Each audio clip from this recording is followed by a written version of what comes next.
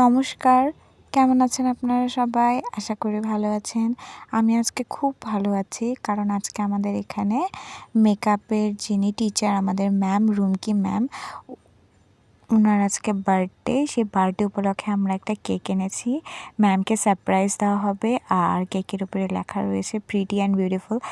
Ma'am আসলেই pretty and beautiful, খুবই ভালো। তাই ম্যামকে আমরা এরকম ছোট্ট করে একটা সারপ্রাইজ দিব, এই জন্য আমরা চুপি চুপি কেক কিনে এনে ছাদে দাঁড়িয়ে রয়েছি। এখন কেকটা নিয়ে আমরা সবাই মিলে একটু করে পোজ দিচ্ছি। এই যে আমার বান্ধবীটা এক কামড়ে খেয়ে ফেলবে এরকম পোজ দিচ্ছে, আরেকজন তো কেক নিয়ে নাচানাচি করছে।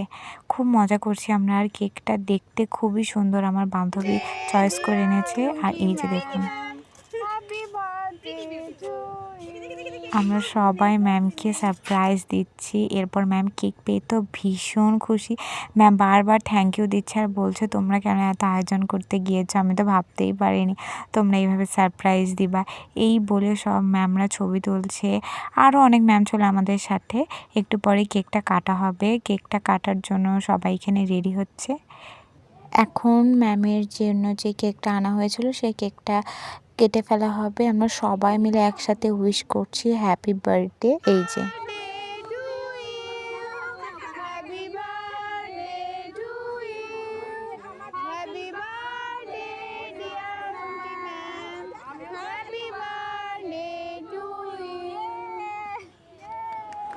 কাটাকাটি শেষ, এখন সবাই ম্যামকে কেক খাইয়ে দিবে।